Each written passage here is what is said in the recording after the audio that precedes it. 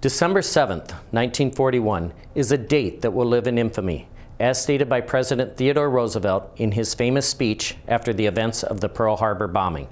That event led the United States' involvement into World War II. President Roosevelt's speech was a call to arms and a declaration of war against this act of aggression by a foreign nation.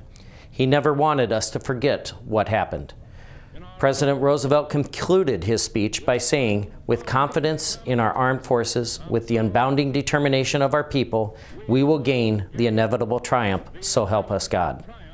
Over 80 years later, President Roosevelt's words still have impact and meaning. There will always be threats to our country, both foreign and domestic. There have always been those who have stood up to stand against these threats and defended their country. Those who have served risk their health and safety for the greater good. The men and women of the United States Armed Forces know that they may be called upon to give the ultimate sacrifice for their country. We must never forget those who suffered as prisoners of war and the unknown fates of those who are still missing in action. Once back on the home front, after the tours of duty are done and the enlistments are complete, the service member will become a veteran. Although transitioning back to civilian life can be challenging for some. Many veterans will carry with them some physical, mental, or emotional toll from their service.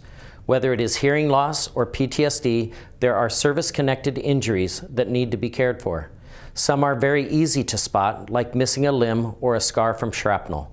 Others are harder to see, such as survivor guilt, substance abuse, or chronic pain, which can be hidden.